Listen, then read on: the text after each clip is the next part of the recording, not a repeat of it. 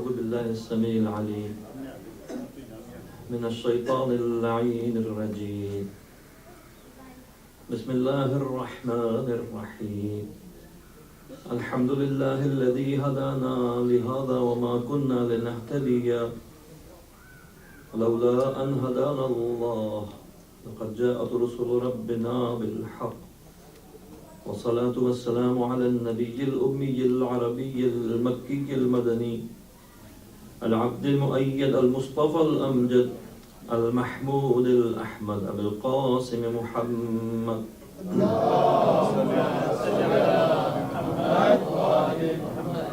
وعلى أهل بيته الطيبين الطاهرين المعصومين المظلومين الذين أذهب الله عنهم الرجس وطهرهم تطهيرا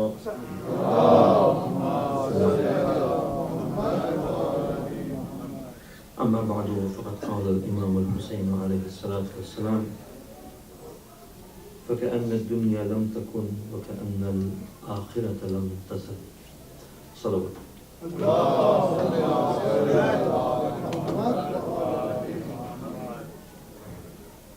شب نہو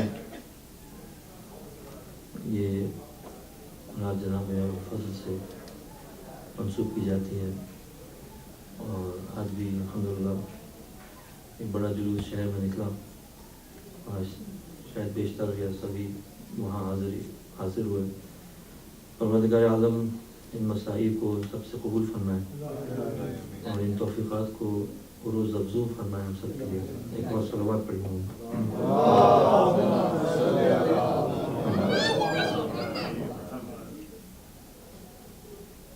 ہمارا موضوع ان راتوں میں ولایت کا تاریخی تسلسل اور ولایت کے معنی اور ولایت کے تمسک سے جو نتائج برآمد ہوتے ہیں انسان کے لیے اس پر گفتگو تھی. اس ضمن میں ایک یہ نقطہ واضح کیا گیا الحمدللہ رب العالمین کہ انسان جب وادی محبت میں قدم رکھتا ہے اور وہ قدم رکھ نہیں سکتا بغیر کسی ولی خدا کی ہدایت کے. انسان کسی ولی سے، ولی وہ ہے جو خدا کا دوست ہو، جو ولایت اللہ تک پہنچ چکے ہیں، خدا اس سے راضی ہے. ایسے کسی شخص سے جب انسان وابستہ ہوتا ہے تو بہت ساری تبدیلیاں پیدا ہوتی ہیں. اگر ممکن ہے دروازہ بھیج سکیں کچھ آواز آ رہی ہے. شکر. صلوات پڑھی محمد. شکریہ. جو لوگ ولایت سے وابستہ نہیں ہوتے، چونکہ یہ خدا کا حق جو ہے وہ ضائع کرتے ہیں، چونکہ وہ خدا کا حق ضائع کرتے ہیں تو یہ ان کا بھٹکنے کا امکان بہت ہوتا ہے. اور جو لوگ خدا کے حق کا اعتراف کرتے ہیں اور خدا کے حق کو مان کر اس وادی میں قدم رکھتے ہیں کسی ولی کی پیروی کرتے ہوئے، تو اس ولی کی جو عقائد ہیں، اس کے جو افکار ہیں، اس کے جو اخلاق ہیں، اس کے جو اعمال ہیں، اس کا پرتاؤ اس پیروں کے زندگی میں، اس کی بول چال میں، اس کے عمل میں نظر آنا شروع ہوتا ہے. اور اسی لیے جو کل جو حدیث جس کا بہت ہی خلاصہ عرض کیا میں نے کہ جو یونس ابن ذبیان حضرت امام جعفر صادق علیہ السلام کی خدمت میں حاضر ہوئے. انہوں نے کہا کہ میں مالک کی صحبت میں تھا، مالک ابن انس، اور وہ خدا کے بارے میں ایسے تصورات پیش کر رہے تھے کہ مجھے بڑا تعجب ہوا کہ خدا کی ایک صورت ہے، اللہ کی جو ان کے اعضاء ہیں اور اس طرح کی باتیں. امام علیہ السلام نے جواب میں کچھ ارشادات فرمائے توحید کے سلسلے میں جو کہ کل گزارش ہوئے. اس کے بعد امام علیہ السلام نے جو گفتگو فرمائی اس میں سے ایک اقتباس اس میں مختصر سا آپ کی ادھر پیش کروں گا. امام علیہ السلام نے فرمایا کہ حکما جو ہیں جو سوچنے کے قواعد پر غور کرتے ہیں کہ بھی سوچا کیسے جائے، تو وہ حکمت کو خاموشی کے ذریعے طلب کرتے ہیں، سوچ بچار کے ذریعے. اور جو علماء ہیں وہ علم کو طلب کے ذریعے حاصل کرتے ہیں. جو علماء ہیں، حدیث کے علماء ہیں، تاریخ کے علماء ہیں، دین کے علماء ہیں، اسی طرح اور سائنسز بھی آپ لگا لیجیے، جاتے ہیں علم کے پیچھے. اور صدیقین جو ہیں، جو لوگ چاہتے ہیں ان کی گفتار اور کردار میں مطابقت ہو، یہ لوگ جو ہیں سچائی کو حاصل کرتے ہیں خشوع کے ذریعے سے، خود کو خدا کے حضور سجدہ ریز کرتے ہیں، تواضع اختیار کرتے ہیں اور چاہتے ہیں کہ اس ذریعے سے سچائی کی، صدق کی دولت کما لیں. یہ سب لوگ اپنی اپنی وادیوں میں، راستوں میں لگے ہوئے ہیں. اور یہ لوگ صدیقین جو ہیں وہ عبادت کو طول دے کر چاہتے ہیں کہ صدق کی منزل پہ پہنچے، سچائی کی منزل پہ پہنچے. تو جو اس سیرت پر عمل کرے شخص، اب امام بات کر رہے ہیں کلی طور پہ مسلمانوں کی، عام علماء کی، جس مسلک سے بھی ہوں، امام نے فرمایا جو اس طریقے کو اپنائے یا تو وہ اوپر جائے گا یا نیچے جائے گا، یا تو وہ بلندی حاصل کرے گا یا وہ پستی کی طرف چلا جائے گا. اور امام فرمانے اکثر و بیشتر لوگ پستی کی طرف جاتے ہیں، اکثر و بیشتر لوگ زوال کا شکار ہوتے ہیں، بلندی پر نہیں جاتے. اور اس کی وجہ یہ ہے کہ اذا لم یرعا حق اللہ، کیونکہ وہ خدا کے حق کی رعایت نہیں کرتے، خدا کے حق کا لحاظ نہیں کرتے. ہم نے 3 یا 4 گفتگو پہلے اس کا ذکر کیا تھا کہ جو امامت ہے یہ حق خدا ہے. امامت جو ہے اللہ کا حق ہے. کون معاشرے پر حکومت کرے گا یہ بندوں کا اختیار نہیں ہے چننے کا، بلکہ اللہ کا اختیار ہے نصب کرنے کا. چنانچہ شیعہ مذہب کے ماننے والے، اثنا عشری مکتب کے پیروکار، وہ امامت کو منصوب سمجھتے ہیں، منتخب نہیں سمجھتے. دوسرے لوگ اس کو ایسا عہدہ سمجھتے ہیں، دنیاوی عہدہ جس کو انتخاب کیا جاتا ہے، چاہے الیکشن کے ذریعے سے، چاہے کوئی شخص کسی کو اپنی جگہ بٹھا دے اس کے ذریعے سے. بلکہ بہت لوگ تو یہ بھی کہتے ہیں کہ کسی بھی شکل میں کوئی حکومت پر آ جائے اس کی اطاعت واجب ہو جاتی ہے. کسی بھی شکل میں کوئی بادشاہ ہو اس کی اطاعت واجب ہو جاتی ہے. کوئی شخص بزور شمشیر طاقت کے بلبوتے پر حکومت پر قبضہ جما لے، کہتے ہیں اس کی بھی حکومت جو ہے وہ جائز ہے اور اس کا حکم ماننا ضروری ہے. یہاں تک بعض لوگ کہتے ہیں. لیکن ہم نے عرض کی اس گفتگو میں کہ امام جو ہے صرف اللہ منصوب کر سکتا ہے، اور اس کی وجہ یہ کہ پورا کارخانہ ہستی جو ہے یہ اس کا پروجیکٹ ہے. یہ کارخانہ ہستی جو ہے پورا یہ عالم اللہ نے خلق فرمایا ہے ایک خاص منصوبے کے تحت. مقصد اس کا ہے، اور اس مقصد کے لیے اس نے 1,24,000 پیغمبر بھیجے ہیں، بے تحاشا قربانیاں دی گئی ہیں اور کتابیں نازل کی گئی ہیں. یہ سب کچھ کرنے کے بعد اللہ تبارک و تعالی کچھ مقاصد حاصل کرنا چاہتا ہے جس کے لیے اس نے ہمیں اور آپ کو خلق فرمایا، اور وہی واقف ہے اپنے مقصد سے، کیونکہ یہ سارا انویسٹمنٹ اس کا ہے. ایک پروجیکٹ جو آدمی لگاتا ہے وہ خود ویژن ہوتا ہے اس کے ذہن میں، کیوں میں نے یہ دنیا بنائی، کیوں یہ پروجیکٹ میں نے شروع کیا، کیوں اس کے لیے میں نے اتنا انویسٹمنٹ کیا. کوئی اور شخص جس کا کوئی تعلق نہ ہو اس سے وہ کھڑا ہو جائے. فرض کریں کہ امپلائی جو ہے کمپنی کا کھڑا ہو جائے کہ میں آج سے کمپنی کو میں سنبھال رہا ہوں. اگر اس کو جو اصل سرمایہ کار ہے اس نے اس کو منسوب نہ کیا ہو، اس شخص کو کیا پتا کہ جس شخص نے یہ سرمایہ لگایا، جس شخص نے یہ کمپنی بنائی ہے، اس کا مقصد کیا تھا، اس کو نہیں پتا. وہ ضائع کر دے گا، سارا محنت کو ضائع کر دے گا. اسلام کی تاریخ میں افسوس کی بات یہ کہ یہی ہوا. سارے انبیاء کی کوششیں ضائع جا رہی تھیں. حضور اکرم سرور کونین محمد مصطفیٰ صلی اللہ علیہ وسلم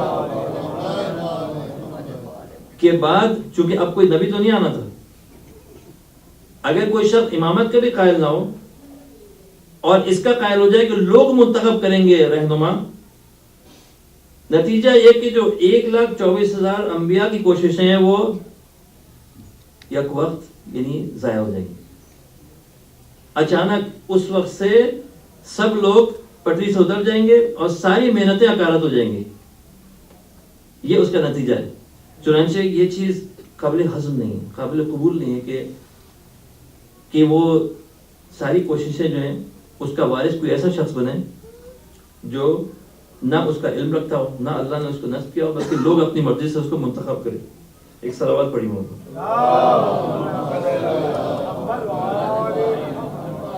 اور لوگ جو ہیں مقامات بلند نہیں کر پاتے, اس کی وجہ یہ ہے کہ اللہ کے حق کا لحاظ نہیں کرتے, اللہ سے محبت کا حق ادا نہیں کرتے, اور اللہ کی معرفت کا حق ادا نہیں کرتے, پہچان ہی نہیں پاتے اس کو. ٹھیک ہے. چنانچہ امام فرماتے ہیں کہ تم ان لوگوں کی نمازوں کو نہ دیکھو, ٹھیک ہے, اور نہ ان کے روزوں کو دیکھو, اور نہ ان کی روایات کو دیکھو, ان کی احادیث کو بھی نہ دیکھو, بلکہ تم ان کے علوم کو بھی نہ دیکھو. جو علوم یہ لوگ حاصل کرتے ہیں اپنی درسگاہوں میں, اپنے مدرسوں میں, جو تعلیم دیکھتے ہیں دوسرے کو, ڈھیر ساری کتابیں پڑھتے ہیں اور ڈھیر ساری روایات درج کرتے ہیں اور ایک دوسرے کو پڑھاتے ہیں, عہدے دیتے ہیں, علامہ بناتے ہیں, یہ بناتے ہیں. تم ان لوگوں سے مرغوب نہ ہو ان چیزوں سے. فَإِنَّهُمْ حُمُرٌ مُسْتَنفِرَةٌ. ایسے یہ الفاظ ذرا سخت ہیں. حمر جو ہے وہ جمع ہے گدھے کی. یہ لوگ ان کی طرح ہیں جو ڈر کے شیر سے بھاگتا ہے دور. یہ ان کی طرح سے, یہ حکمت سے دور بھاگتے ہیں لوگ, حقیقت سے دور بھاگتے ہیں, حقیقت سے ڈرتے ہیں, حقیقت کو قبول کرنے سے ڈرتے ہیں. اور دیکھا گیا تاریخ میں, آپ دیکھیں یہ جو اتنی پروپیگنڈا ہوتا ہے کہ محرم آتا ہے ٹی وی بند کر دو, پروگرام نہ سنو ان لوگوں کے کیونکہ بہک جاؤ گے. کیا ہم کبھی ڈرتے ہیں کسی کی بات سننے میں؟ جو اہل بیت علیہ السلام کے ماننے والے لوگ ہیں, چونکہ وہ سب سے زیادہ علم رکھتے ہیں, ان کو یہ خوف نہیں کہ کسی کی کتاب پڑھ لیں گے تو بہک جائیں گے. لیکن جو لوگ جاہل ہیں وہ علم سے ڈرتے ہیں حاصل کرنے سے. کیوں؟ اس کے ان کے جو بھی آپ کہیں رہنما مذہبی جو ہیں, ان کو عوام کو کہتے ہیں کہ ایسے لوگوں کی باتیں نہ سنو, پیروان اہل بیت کی باتیں نہ سنو, کیونکہ بہک جاؤ گے. یعنی تعلیم حاصل کر جاؤ گے, معرفت حاصل کر جاؤ گے. جو شخص جو جانتا ہے وہ اس شخص کی طرح نہیں ہو سکتا جو نہیں جانتا. ظاہر ہے جب آپ نے جان لیا ایک مرتبہ تو آپ کے دل نورانی ہو گیا. اب آپ جہل کی طرف خود سے نہیں جائیں گے. غلطی سے چلا جائے انسان الگ بات ہے, جان بوجھ کر انسان جانی ہوئی چیز کا انکار نہیں کرتا. صلوات پڑھو. پھر بس آخری جو اس کی جملے ہیں حدیث کے وہ یہ ہیں کہ ہمارے شرع امام نے فرمایا, اے یونس, جب تم صحیح علم حاصل کرنا چاہو تو وہ ہمارے اہل بیت کے پاس ہے,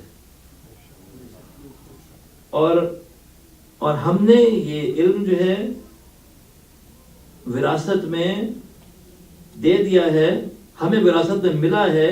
کیا چیز ملی ہے؟ حکمت کے موتی ملے ہیں اور آخری فیصلے ملے ہیں ہر چیز میں. فَإِنَّا وَرَثْنَاهُ وَأُوتِينَا شَرْحَ الْحِكْمَةِ وَفَصْلَ الْخِطَابِ.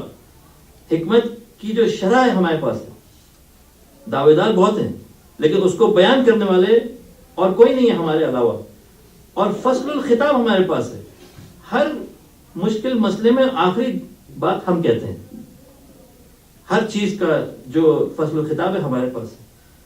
یونس نے عرض کی, قلت یا ابن رسول اللہ, اے رسول اللہ کے فرزند, جو بھی آپ اہل بیت میں سے ہوگا کیا وہ وہی علم جو ہے وراثت میں پائے گا جیسا کہ آپ نے علی و فاطمہ علیہ السلام سے حاصل کیا؟ کیا ہر شخص جو اہل بیت میں ہے وہ یہی علم حاصل کرے گا؟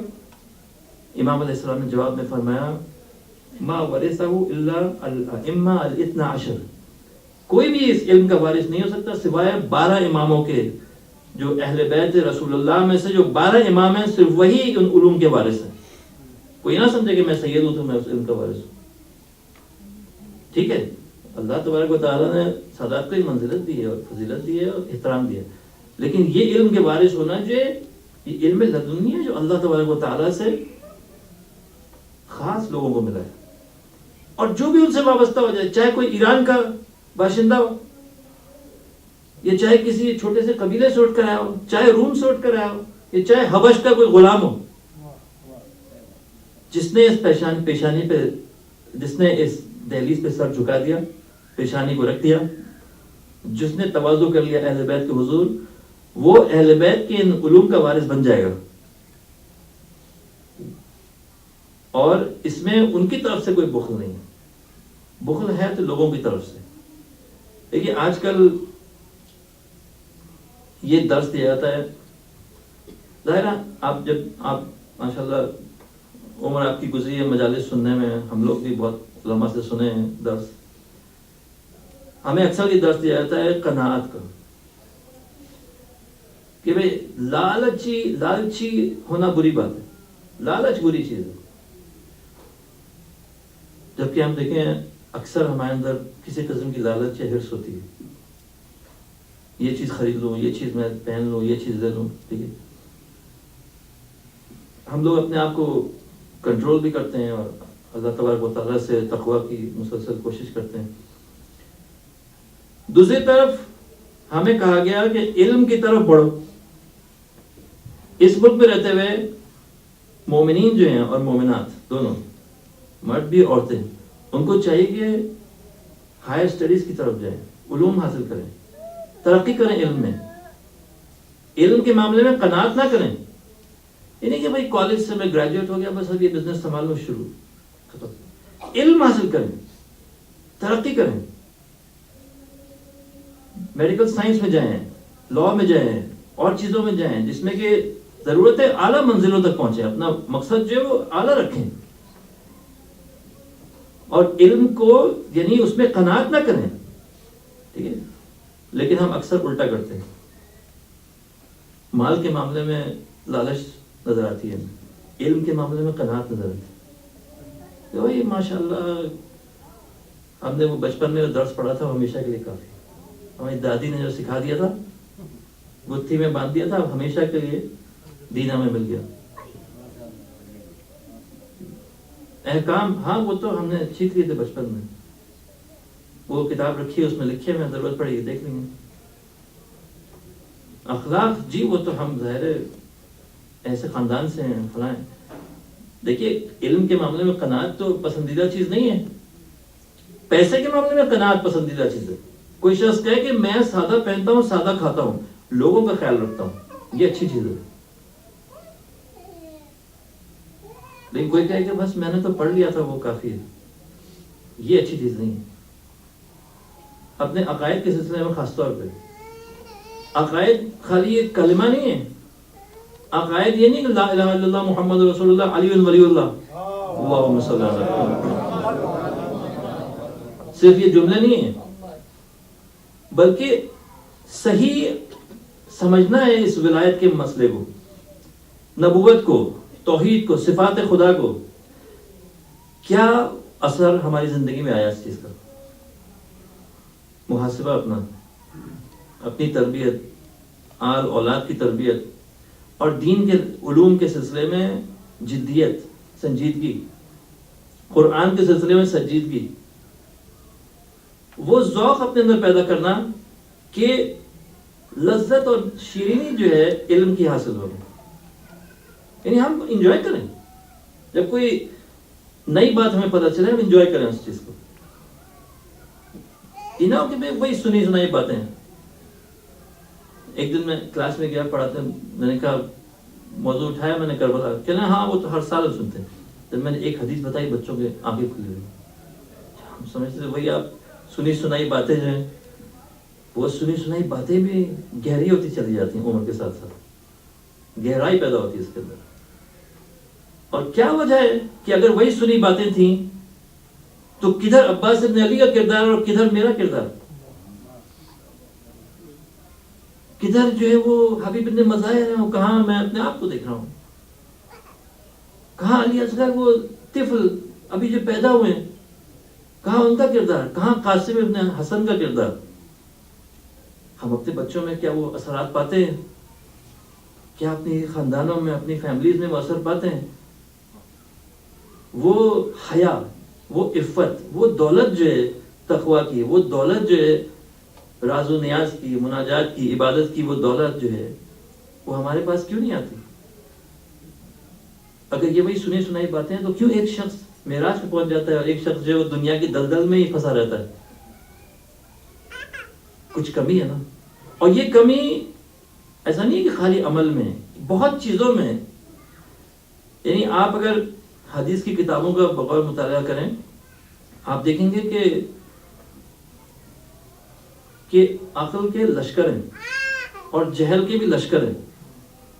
یعنی اللہ تبارک و تعالیٰ کے لشکر ہیں, بہت سارے لشکر ہیں, اور شیطان اور ابلیس کے بھی لشکر ہیں بہت سارے, کار فرما ہیں, اور انہوں نے بڑے پیچیدہ قسم کے جال بچھائے ہوئے ہیں لوگوں کو گرفتار کرنے کے لیے.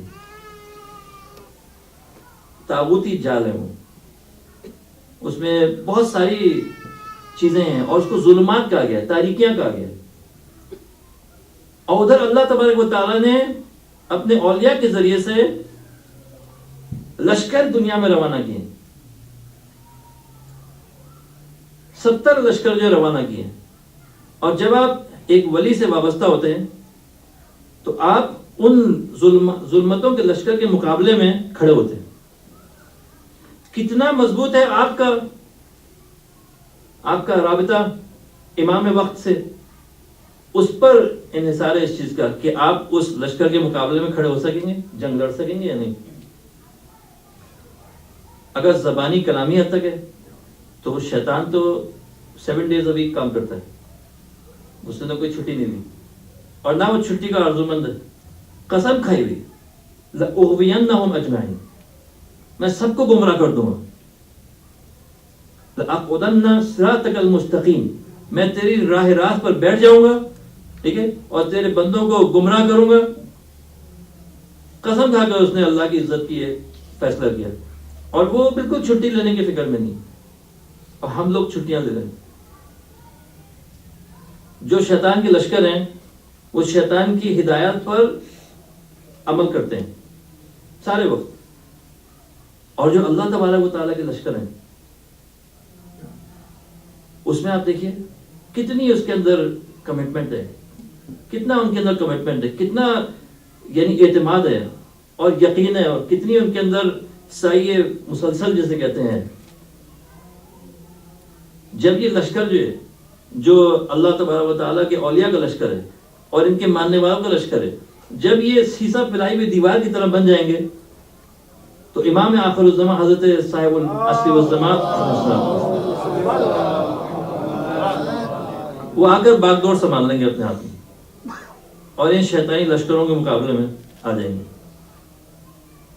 ایک تو یہ راتیں جو ہیں بڑی, یعنی یہ راتیں ایسی ہیں کہ علوم اہل بیت کے خزانے جو ہیں اپنے اوپر کم از کم ہم ایک جھلک ضرور دیکھیں کہ اہل بیت علیہ السلام کیا فرماتے ہیں.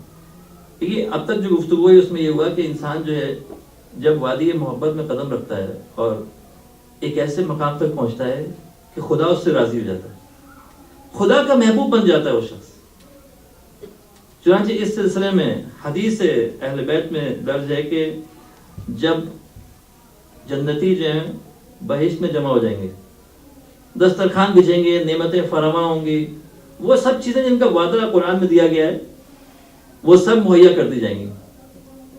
تو اس وقت ایک خطاب ان سے کیا جائے گا, وہ سب سنیں گے, خطاب ہو رہا ہے, اور ان سے کہا جا رہا ہے کہ اے میرے دوستوں اولیاء ہی, اے میرے اطاعت کرنے والوں, صحیح,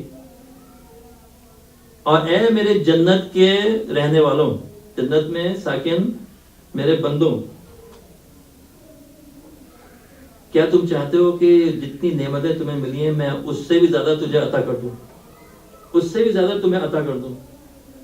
تو وہ لوگ کہیں گے پروردگار سب کچھ تو ہمیں مل گیا, وہ کچھ جو ہم تصور بھی نہیں کر سکتے تھے ہمیں مل گیا, جتنا کچھ اور جس چیز سے انسان خوش ہو سکتا ہے وہ ہمارے سامنے موجود ہے. تو اب اور کیا دے سکتا ہے, کیا دینا چاہے گا ہمیں تو؟ پھر اللہ تبارک و تعالیٰ دوبارہ خطاب فرمائے گا, کیا تم چاہتے ہو کہ جو کچھ تمہیں ملا ہے اس سے بڑھ کر میں تمہیں عطا کر دوں؟ اب جب دوبارہ دیکھیے اللہ تبارک و تعالیٰ کا بھی اصرار ہے کہ آپ کو بلندیاں عطا کروں. ایک مرتبہ کہہ دیتا ہے, وہ لوگ کہتے ہیں بھائی اب سب کچھ تو ہمیں مل گیا, چھوڑ دیتا ان کو. اللہ تبارک و تعالیٰ نے دوبارہ فرمایا کہ چاہتے ہو کہ اس سے بہتر تمہیں عطا کروں میں. اب جب دوبارہ فرمایا تو انہوں نے کہا ربنا نعم, پروردگار بے شک ہمیں عطا فرما. کیونکہ ان کی عقلیں تو نہیں پہنچ رہی تھی کہ یہ جو اتنی نعمتیں ہیں, حور و قصور اور سب کچھ جو مل گیا, اس کے بعد بھی کچھ ہو سکتا ہے. پروردگار عالم نے فرمایا کہ جو چیز میں تمہیں اب عطا کر رہا ہوں وہ اپنی محبت اور رضا ہے. اپنی محبت, میری محبت کو اب تم محسوس کرو, یعنی میں تمہیں چاہتا ہوں, یہ چیز محسوس کرو. دیکھیے جتنی بھی ہمارے حدیثوں میں اہل بیت نے ہمیں فرمایا کہ جتنی بھی آپ اس دنیا میں دیکھ رہے ہیں محبت جو اللہ سے آپ کو ملی ہے, یعنی پروردگار نے آپ کو اولاد دی, پروردگار نے علم دیا, پروردگار نے ہدایت کی, برکتیں عطا فرمائی, یہ علوم جو آپ تک پہنچے, جتنی بھی نعمتیں اس دنیا میں ملی ہمیں, زندگی کی نعمت, یہ ساری نعمتیں جو آپ دیکھ رہے ہیں, وہ جو محبتیں جو اللہ کی طرف سے آپ کو ملی اور جس کو آپ محسوس کر رہے ہیں بحیثیت ایک مومن کے, یہ 100 میں سے صرف ایک حصہ ہے جو اللہ تعالیٰ کی محبتوں کا آپ تک پہنچائے گا اور جو آپ محسوس کر رہے ہیں. 100 میں سے صرف ایک حصہ ہے محبت الہی کا جو اللہ نے آپ سے محبت کی ہے, کہ جس کی وجہ سے آپ پروردگار پر ایمان لائے. صحیح 99 حصے جو ہیں خدا کی محبت کے آپ کے ساتھ جو اس کی محبت ہے وہ ابھی تک نظر نہیں آئے, ہمیں پوشیدہ ہیں, وہ اس دنیا کے بعد نظر آئیں گے. اور ایک اعلیٰ ترین منزل کہ جب جنت میں آپ پہنچ گئے, پروردگار فرما رہے کہ تم چاہتے ہو اس سے بہتر تمہیں عطا کروں جو اب تک تم پائے ہو. اور وہ لوگ کہیں گے کہ کیسے ہو سکتا ہے, سب کچھ تمہیں مل گیا. اس وقت اللہ تبارک و تعالیٰ ان سے فرمائے گا, ایک سلوات پڑھی محمد مولانا, رضا عنکم, میری تم سے رضامندی, وہ محبتی لکم, اور میری تم سے محبت, خیر و اعظم مما انتم فی, اس چیز سے کہیں بڑھتر ہے جس میں تم ابھی ہو. قال فیقولون نعم, اب جب یہ محبت اللہ کی یعنی انہیں محسوس ہوگی, اب تک تو وہ تھوڑی سی محبت ہی محسوس ہو رہی تھی, پھر اب کچھ اور جو بحث جو عالم برزخ میں اور روز قیامت, اور پھر وہ جو گزرے صراط پر سے اب جنت میں داخل ہوئی, اب محبتیں ملنی شروع ہو رہی ہیں ان کو, اور زیادہ حصے مل رہے ہیں محبت. لیکن ابھی بے تحاشا باقی ہے. اصل جو جنت اللقاء ہے اس کی لذت ان کو نہیں ملی, جنت رضوان جو ہے اس کی لذت نہیں ملی. خدا سے ملنے کی جو اصل لذت ہے وہ یہ ہے کہ آپ یہ محسوس کریں کہ خدا مجھے کتنا چاہتا ہے, خدا کی محبت آپ کے شامل حال ہو جائے اور آپ اسے درک کریں. اس دنیا میں چونکہ دنیا حجاب کی دنیا ہے, یہاں پہ اللہ کی جو آپ سے محبت ہے آپ محسوس نہیں کرتے, اور اسی لیے ہم دوسری محبتوں میں گرفتار ہو جاتے ہیں. وہاں پہ دنیا اپنی محبت کا مزہ آپ کو چکھائے گا. اس وقت جب وہ مزہ چکھیں گے تو وہ کہیں گے نعم یا ربنا, بے شک تو صحیح فرماتا ہے, رضا کا عنا و محبت کا لنا خیر لنا و اطیب لانفسنا, تیری محبت ہمارے ساتھ صحیح وہ ہمارے لیے بہتر ہے اور زیادہ پاکیزہ ہے ہمارے لیے, اس میں کوئی بھی کسی قسم کا شرک نہیں ہے. اب تک جو ہم محبت تجھ سے کرتے آئے تھے, تھوڑی سی تیری محبت دیکھ کر اس میں 1000 قسم کے شرک موجود تھے, لیکن اب جو تو اپنی محبت ہمیں دے رہا ہے وہ سب سے زیادہ طیب و طاہر محبت ہے, اور یقیناً بہت بہتر ہے اس محبت سے جو اب تک ہم جس کو محسوس کرتے آئے ہیں. صلوات پڑھی ہو.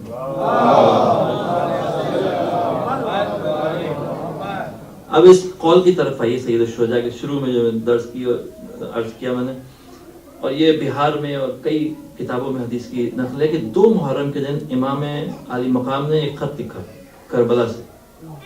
2 محرم کے دن آپ نے ایک خط لکھا محمد ابن حنفیہ کے نام. یہ مختصر ترین خط ہے امام کا, بظاہر امام کی زندگی کا سب سے زیادہ مختصر ترین خط ہے, اور یہ آخری خط ہے جو امام علیہ السلام نے روانہ کیا کربلا پہنچے. اس کے بعد آپ نے کوئی خط واپس نہیں لکھا گھر کو. شاید جو حبیب کو خط لکھا وہ اسی کے ساتھ یا اس سے پہلے خط لکھا ہوگا 2 محرم کو. لیکن جو خط گھر واپس روانہ کیا یقیناً یہ آخری خط ہے. اس میں امام کا جملہ ذرا گوشت جان جیسے کہتے ہیں, دل کی کانوں سے آپ اس کو سنیں. امام فرما رہے ہیں فَكَأَنَّ الدُّنْيَا لَمْ تَكُنْ, گویا دنیا تھی ہی نہیں. فَكَأَنَّ الدُّنْيَا لَمْ تَكُنْ وَكَأَنَّ الْآخِرَةَ لَمْ تَزَلْ, اور آخرت ہمیشہ قائم و دائم تھی. امام فرما رہے ہیں کہ حسین نے اپنے آپ کو پروردگار کی محبت کے لیے ایسے آمادہ کر لیا ہے, لقائے پروردگار کے لیے اس طرح خود کو آمادہ کر لیا ہے گویا یہ دنیا کبھی راستے میں آئی ہی نہیں. دنیا کی محبت کا ہم نے کبھی مزہ ہی نہیں چکھا. دیکھیے بہت سے لوگ تھے وہ تذبذب کا شکار تھے. جب ان کے سامنے بیعت امام حسین علیہ السلام کا معاملہ آیا تو ان کے لیے مشکل تھا فیصلہ کرنا. ایک طرف وہ دنیا دیکھ رہے تھے, ایک طرف وہ آخرت دیکھ رہے تھے. اب انہیں اس کے درمیان فیصلہ کرنا تھا. اب ایک طرف حور کو یہ فیصلہ کرنا تھا. چنانچہ بڑے پریشان پوری رات وہ سوچ وچار کرتے رہے. اس طرف عمر ابن سعد کو بھی یہ فیصلہ کرنا تھا, وہ بھی رات بھر سوچتا رہا. اس نے اس طرف فیصلہ کیا, دنیا کو ترجیح دی, اور حر نے آخرت کو ترجیح دی. لیکن بڑا سخت تھا دونوں کے معاملے میں کہ جسم کانپ رہا تھا ان کا. حر کا جسم کانپ رہا تھا. لوگوں نے دیکھا یہ تمہاری کیفیت کیسی ہے, اور نے کہا میں دیکھ رہا ہوں اپنے سامنے. ٹھیک ہے, ان پر دنیا کی محبت غالب نہیں آ سکی اور انہوں نے دنیا کو ٹھکرا دیا, آخرت کو لے لیا اپنی جان کی بازی لگا کر. اور یہ آسان فیصلہ نہیں ہے, جان کی بازی لگا کر. لیکن جو لوگ اہل بیت کے گھرانے سے تھے وہ کبھی اس امتحان میں نہیں پڑے, وہ کبھی اس دنیا اور آخرت کے جھگڑے میں نہیں پڑے. ان کے سامنے تو معاملہ شروع سے ہی واضح تھا. وہ کبھی اس شک میں گرفتار نہیں ہوئے. وہ تو چلے ہی شوق شہادت کے لیے تھے. وہ تو راستے میں جہاں کہیں بھی ان کے سامنے سوال آیا انہوں نے واضح 2 ٹوک جواب دیا. جناب علی اکبر کا واقعہ, جناب قاسم کا واقعہ, یہ سب ہستیاں جو ہیں جب بھی ان کے سامنے کوئی بھی امتحان آتا تھا انہوں نے کبھی سوچا بھی نہیں. کیوں؟ اس لیے کبھی دنیا میں گرفتار نہیں ہوئے. لیکن وہ لوگ دنیا میں گرفتار ہوئے. ہم عزاداری کرتے ہیں جناب حر کی, اور یہ عظیم شخصیت جنہوں نے کربلا میں امام علیہ السلام نصرت کی یقیناً بلند مقام پایا ہماری سوچنے اور اس سے بالاتر. لیکن اس کے باوجود بھی چونکہ اس دنیا میں گرفتار تھے اتنے, چونکہ اس شب عاشور امام کے ساتھ شریک نہیں ہوئے, چونکہ اپنی آنکھوں سے ظلم ہوتا ہوا دیکھا بعد میں شامل ہوئے, اس وجہ سے گنج شہیداں میں ان کو جگہ نہیں مل سکی. کیوں؟ اس لیے کہ شب عاشور امام کے حضور موجود تھے. تمام تر دیکھیے آپ جاتے ہیں زیارت کرنے کربلا کی, جناب حر کا بڑا مقام ہے, لیکن اس جگہ پہ آپ کو جگہ نہیں مل سکی. کیا آپ کہیں اتفاق ہے؟ ہمارے علماء اس کو سمجھتے ہیں اتفاق نہیں ہے. حالانکہ امام نے ان کو شامل کر لیا اپنے ساتھ, ٹھیک ہے کوئی, لیکن کیا ان کا مقام اور حبیب ابن مظاہر کا ایک مقام ہے؟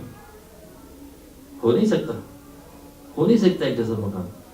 جو شخص کاروان حسینی میں شروع سے رہا, دنیا کی طرف اس نے رخ ہی نہیں کیا کبھی, اور وہ شخص کہ ایمان ضرور رکھتا ہے لیکن دنیا میں غرق ہوا, پھر اس نے اپنے آپ کو کھینچ کے باہر نکالا. انسان جو آلودہ ہو کر اپنے آپ کو نکالے وہ اس انسان کے برابر نہیں ہے جو آلودہ ہی نہیں ہوا کبھی. ایک بچہ جو گناہ سے دور رہا جوانی تک, اور جوانی میں اس نے خدا کی مرضی کے مطابق اپنے آپ کو اہل بیت اور قرآن سے وابستہ کر لیا, اور باقی زندگی اس راستے پہ چلتا رہا, اس جوان کی طرح نہیں ہے جو لاکھ مرتبہ گناہ میں آلودہ ہوا پھر اس نے توبہ کر کے اللہ کا رخ کیا. ہیں دونوں آپ سیدھے راستے پہ, لیکن وہ بات نہیں ہے. کپڑا جو اجلا کپڑا ہو, صاف کپڑا ہو, یا وہ کپڑا جو میلا ہو گیا اب دھو کے اس کو صاف کیا جائے, برابر نہیں ہوتا. بہت فرق ہے. وہ دل جو کبھی آلودہ نہیں ہوا, وہ دل جو شروع سے نورانی ہے اور نورانی ہی رہا, اس دل کے برابر نہیں ہے جو آلودہ ہو گیا اور اس نے آپ کو پھر پاک کیا. پاک دونوں ہو گئے, لیکن ان کی جو ان کے درجات ہیں وہ برابر نہیں ہیں. چنانچہ اس ملک میں مثال کے طور پر رہتے ہوئے آپ ایک اسلامک اسکول میں بچوں کو اپنے بھیجیں تاکہ وہ بچے جو ہیں وہ آلودہ نہ ہوں.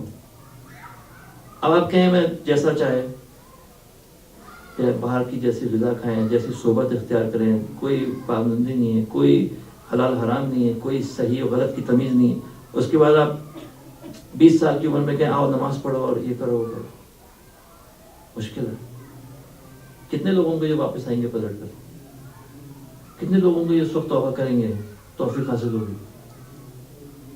ایک مرتبہ جو رگوں میں حرام روزی جو بھر گئی, ایک مرتبہ گناہ سے دل جو ہے سیاہ ہو گیا, آپ اس کو کتنی محنت کرنی پڑے گی کہ آپ اسے پاک کریں, کتنی محنت کرنی پڑے گی. اس لیے کہا کہ جو جوانی میں بچہ جو ہے, یوتھ میں مثال کے طور پہ 10 سال یا 12 سال یا 13 سال بچہ یا بچی جو ہے قرآن پڑھے تو قرآن اس کی رگوں میں خون کی طرح بہنے لگتی ہے, اس کی گوشت پوست اور اس کی ہڈیوں میں مل جاتا ہے قرآن.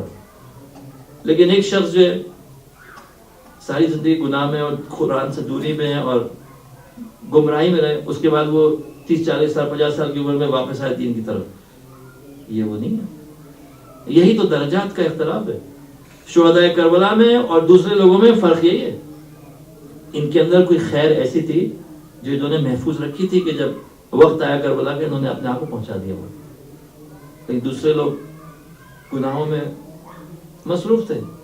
اور سب سے بڑا گناہ طاغوت کی پیروی ہے. وہ لشکر جو سارے جہل کے لشکر ہیں, سارے آمادہ ہیں انسان کو گمراہ کرنے کو. انسان جو ہے وہ ولی خدا سے دوری اختیار کرے اور وہ سارے گناہ جو ہیں اس کے سر پر آ کے گرے. آسان نہیں ہے. خالی ایک ولایت سے تمسک کے بعد انسان ان گناہوں سے باہر نکلتا ہے. صلوات پڑھی ہوئی. یہ راتیں عزا اور مصیبت کی راتیں ہیں, اور یہ گریہ بھی فضیلت کا گریہ ہے. دیکھیے رونا جو ہے ہم نے اپنا نصب العین بنایا ہے. کچھ دنوں پہلے ایک اہل سنت کے بھائی سے بات ہو رہی تھی میری. وہ آئے, انہوں نے سنا جمعے کے خطبے میں کچھ مکتب کا کچھ حصہ تھا جو پیش کیا گیا. انہوں نے ان سے بات کی اہل سنت بھائی سے. میں نے کہا کہ آپ کیسا محسوس کیا آپ نے جو تذکرہ تھا؟ انہوں نے کہا تذکرہ تو بہت اچھا تھا, لیکن میری رائے میں آپ سے ایک رائے میں اپنے اختلاف کروں گا. میں نے کہا کیا اختلاف؟ کہ میرے خیال میں جو یہ عاشور کا واقعہ ہے اس پر ہمیں خوشی منانی چاہیے. میں نے کہا خوشی منانی چاہیے؟ کہ جی خوشی منانی چاہیے اس لیے کہ اتنے عظیم انسان تھے امام حسین, انہوں نے اتنی اعلیٰ مثال قائم کی, ہمیں تو خوش ہونا چاہیے. میں نے کہا اگر آپ اس طرح دیکھیں تو ہاں شاید انسان یہ کہے کہ امام کی فتح ہوئی حقیقی معنوں میں, لیکن کئی وجوہات کی بنا پر ہم خوشی منا نہیں سکتے. ایک وجہ یہ ہے کہ ہمیں دستور دیا گیا ہے گریہ کرنے کا. ہمیں دستور دیا گیا, حکم دیا گیا. ہمیں حکم خوشی منانے کا نہیں دیا گیا, ہمیں حکم دیا گیا ہے گریہ کرنے کا. اس لیے کہ گریہ جو ہے یہ امام حسین علیہ السلام کے مقام اور ان کی فضیلت اور مرتبے کا لحاظ کر کے گریہ کرتا ہے انسان. اس پیغام اور اس ہستی پر جو ظلم ہوا اور رسول اکرم پر جو ظلم ہوا اس کو دیکھ کر. اور پھر میں نے یہ حدیث سنائی کہ ریان بن شبیب 8ویں امام کی خدمت میں حاضر ہوئے. روز عاشور امام علیہ السلام رونے میں مصروف تھے. روز عاشور رونے میں مصروف تھے. اور ابن شبیب نے امام سے دریافت کیا رونے کی وجہ. امام علیہ السلام فرمایا یا ابن شبیب ان کنت باکیا لشیء فابکی للحسین علیہ السلام. اے ابن شبیب اگر تمہیں رونا آئے کسی چیز پر, کسی بھی چیز پر رونا آئے تو تم حسین پر آنسو بہاؤ. فإنه ذبح كما ذبح الكبش, کیونکہ حسین اس طرح ذبح کیے گا جس طرح ایک بھیڑ کو ذبح کیا جاتا ہے. ہم نے رسول اکرم کی باتیں سنی جنہوں نے حسین علیہ السلام پر منبر سے گریہ فرمایا, اور جب لوگوں نے بھی گریہ کیا تو رسول اللہ نے فرمایا کہ تم لوگ گریہ کرو گے لیکن نصرت نہیں کرو گے حسین کی. ہم لوگ گریہ اس بات کے کرتے یا لیتنا کننا معکم، کاش کہ ہم ساتھ ہوتے. کیوں ہمیں یہ سعادت نصیب نہ ہوئی کہ جب آپ نے حل من ناصرین کی آواز بلند کی تو ہم اس وقت حاضر نہ ہو سکے. کیوں اتنی صدیوں بعد ہم اس دنیا میں آئے؟ کیوں واقعہ کربلا رونما ہوا؟ کیوں اسلام کی اور قرآن کی اور اہل بیت کی اس طرح بے حرمتی کی گئی؟ کیوں رسول اللہ کی حرمت کا پاس نہ رکھا گیا؟ کیوں اہل بیت رسول کو در بدر پھیلایا گیا قیدی بنا کر؟ کیوں ان کی چادریں چھینی گئی؟ اس ظلم پر آنسو بہا رہے. میں نے کہا ایک اور بھی سبب ہے، اور وہ یہ کہ روز عاشور جب یہ واقعہ رونما ہوا، یزید لعنت اللہ علیہ نے اعلان کیا کہ آج سے ہر سال عاشور کے دن خوشیاں منائی جائیں گی تاکہ واقعہ کربلا کی حقیقت کو چھپا دیا جائے، اور جعلی حدیثیں گڑی گئیں تاکہ اس روز کو ایک برکت کا دن بنایا گیا، اور لوگ بجائے غم منانے کے اور حقیقت سے آگاہ ہونے کے لوگ جو ہیں ان جعلی روایات کے ذریعے بہک کر اس دن خوشیاں منانے میں مصروف ہو جائیں اور حسین پر کوئی ماتم نہ کرے اور ظلم کو کوئی سمجھے نہیں. امام نے فرمایا حسین پر اس طرح گریہ کرو. ایک شخص چھٹے امام کے پاس آیا، حاضر ہوا، اس نے کہا امام کے حضور حاضر ہوا. امام نے دریافت فرمایا اے ابو بصیر، کیا تم محرم میں ہم پر گریہ کرتے ہو؟ اس شخص نے کہا جی اپنا رسول اللہ، یہ ہو سکتا ہے ہم گریہ نہ کریں، ہم آپ کے چاہنے والے ہیں. امام نے فرمایا نہیں اے ابو بصیر، اس طرح گریہ نہ کرو. گریہ اس طرح کرو جیسے ایک ماں اپنے 18 سالہ جوان کی میت پر ماتم کرتی ہے، اس طرح گریہ کرو. ارے ویسے ہی گریہ کرو جیسے حسین نے عباس ابن علی کے جنازے پر ماتم کیا، چیخے، اس طرح ماتم کرو.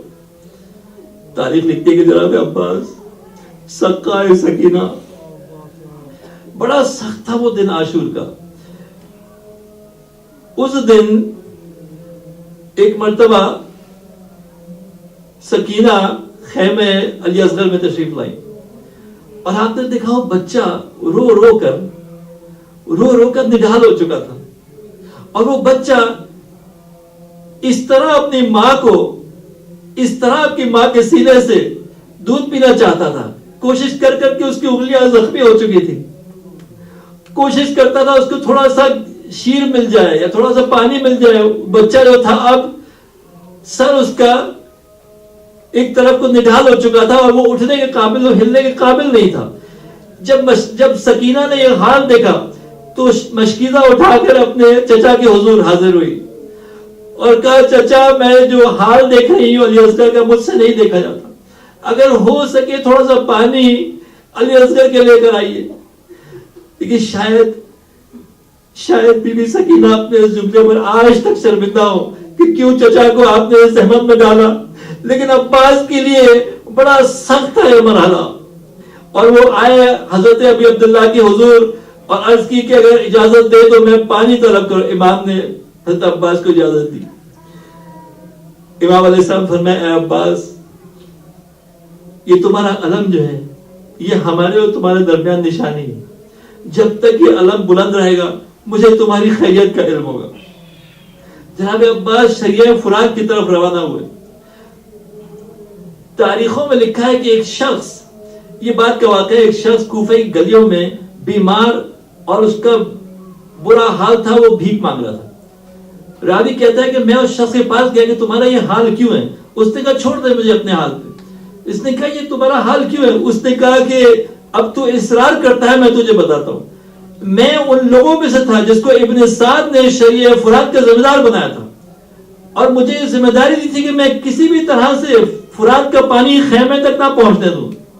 اور جب میں نے دیکھا عباس ابن علی کو خیمے سے آتا ہوا مشکیزہ لے کر نہر فرات کی طرف، تو میں اپنے 4000 سواروں کے ساتھ میں نے حکم دیا کہ تیروں کی بارش کی جائے اس پر. میں نے دیکھا اتنے تیر چلے عباس ابن علی پہ کہ پورے جسم ان کا تیروں سے بھر چکا تھا. اس کے باوجود میں حیران تھا اس فرزند علی کی شجاعت پر کہ یہ اس 4000 لشکر کو چیرتا ہوا کس طرح نہر فرات کے کنارے پہنچا. میں نے اعلان کیا لشکر سے خبردار جو یہ پانی خیمہ حسینی تک پہنچے. کربلا جانے والوں عزاداروں شاید آپ خیمہ حسینی گئے ہوں گے, چاہے آپ نے وہاں سے فاصلہ فرات کا دیکھا ہوگا مقام امام زمانہ تک. وہ مقام وہ جگہ ہے جہاں جناب عباس ترائی میں اترے تھے, وہاں سے انہوں نے پانی بھرا تھا. تاریخ لکھتی ہے کہ جناب عباس نے ایک چلو بھر پانی اپنے منہ کے سامنے کیا, اس کو دیکھا اور اس پانی کو دوبارہ گرا دیا. لکھنے والے یہ نہ سمجھ سکے کہ عباس نے وہ پانی کیوں گرا دیا. ارے اس پانی کے اندر عباس کی سکینہ کی شکل اور صورت نظر آ گئی. عباس کو وہ حال نظر آ گیا جو خیمہ حسینی میں وہ دیکھ کر آئے تھے. ہاں, اور ایک اور بات عرض کروں میں, لکھا ہے حدیث کی کتابوں میں کہ ایک مرتبہ مولا علی نے اپنے بیٹے عباس کو بلایا اور پیشانی پر بوسہ لیا. پیشانی پر بوسہ لے کے آپ نے فرمایا, اے عباس میں تجھے یاد دلانا چاہتا ہوں ایک بار, دیکھو جب کنارے نہر فرات پہنچ جاؤ خبردار جو پانی پیاؤ. امام علی علیہ السلام نے مولا عباس کو ایک خاص ارشاد و دستور دیا تھا کہ جب پہنچ جاؤ تمہارا قبضہ ہو جائے گا فرات پر. مولا کا آج تک فرات پر قبضہ ہے, لیکن جو فرات پر قبضہ ہو تمہارا تو خبردار جو پانی تم نے لیا ہو. جناب عباس کو وہ وعدہ اور وہ حکم بھی یاد تھا. آپ نے مشکیزہ بھرا واپس نکل آئے. اب چاروں طرف سے لوگ تیر انداز کھڑے ہیں, نیزہ بردار کھڑے ہیں, لوگ درختوں کے پیچھے چھپے ہوئے حملہ آور ہوتے ہیں. عباس ابن علی چاروں طرف سے ہوشیار ہیں. لیکن جب ایک مرتبہ نیزہ ایسا پڑا آ کر سینے پر کہ جس سے مشک آپ کی چھٹ گئی اور پانی بہنے لگا, عباس علیہ السلام کی آرزو ہے آپ کا خون اس پانی کے ساتھ بہہ گیا. تاریخ لکھتی ہے کہ اس واقعے کے قریب تھا کہ ایک مرتبہ لڑتے لڑتے آپ کا دایاں بازو قلم ہوا. آپ نے اس وقت یہ شعر فرمایا, واللہ ان قطعتم یمینی, بے شک اگر تم میرا دایاں ہاتھ بھی کاٹ دو پھر بھی میں فرزند علی کی نصرت سے باز نہ ہوں گا. بایاں ہاتھ کٹا. عباس علیہ السلام نے مشکیزہ اپنے منہ میں پکڑا, چاہتے تھے کسی طرح خیمے تک پہنچ جائے, لیکن جب مشکیزہ چھت گیا, اب سوال یہ کہ عباس علیہ السلام کیسے گھوڑے سے نیچے تشریف لائے ان زخموں کے ساتھ. ارے جس کے بازو نہ ہو کس طرح وہ سہارا لے گا زمین کا. آپ نے اس وقت آواز دی, یا خواہ ادرک اخاک, آئیے اپنے بھائی کے پاس. امام علیہ السلام جو قریب گئے وہ حال دیکھا اپنے بھائی کا. سرزمین کربلا پر عباس ابن علی کی ایک آنکھ میں تیر پیوست ہے اور دوسری آنکھ میں خون بنا ہوا ہے. اتنے حملے آپ کے اس بدن پر ہوئے ہیں کہ امام سے دیکھا نہیں گیا. آپ چیخ مار کر گر پڑے زمین پر, رونا شروع کیا عباس کا وہ حال دیکھ کر. مولا نے آخری مرتبہ عباس کا سر اپنی آغوش میں لیا اور عباس نے کہا کہ میں نے آنکھیں جب کھولی پہلی مرتبہ آپ کا چہرہ دیکھا. کیا ہو سکتا ہے کہ آپ میری آنکھ سے خون صاف کریں اور میں آپ کی آخری زیارت کر لوں. ارے ادھر خیمے میں کیا حال ہے. عباس علیہ السلام فرماتے ہیں, مولا مجھے واپس خیمے میں لے کر نہ جائیے گا. کیوں عباس واپس نہیں جانا چاہتا؟ میں شرمندہ ہوں. سکینہ کو کیا منہ دکھاؤں گا؟ سکینہ نے مجھ سے پانی کی آرزو کی تھی. ادھر خیمے میں سکینہ کھڑی ہیں بچوں کے ساتھ اور بچے کہہ رہے سکینہ تمہارے چچا جب پانی لے آئے تو کیا تم ہمیں بھی پانی دو گی؟ اور سکینہ ان کو اطمینان دلا رہی ہے کہ یہ ہو نہیں سکتا کہ میں پانی پی لوں. میں سب سے پہلے علی اصغر کو پانی پلاؤں گی, پھر تم سب کو پانی پلاؤں گی.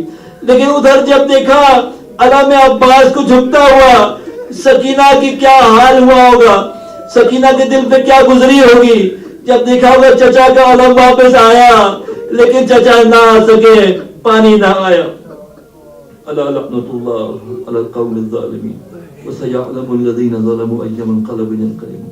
بار اللہ امام کے ظہور میں تعجیل فرما, بار اللہ زیارت حضرت عباس نصیب فرما, بار اللہ ہمارے اولادوں کو امام مظلوم کے راستے پر چلنے کی توفیق عطا فرما, بار اللہ گناہوں کی مغفرت فرما, گزشتگان پر اپنی رحمت نازل فرما. یا حسین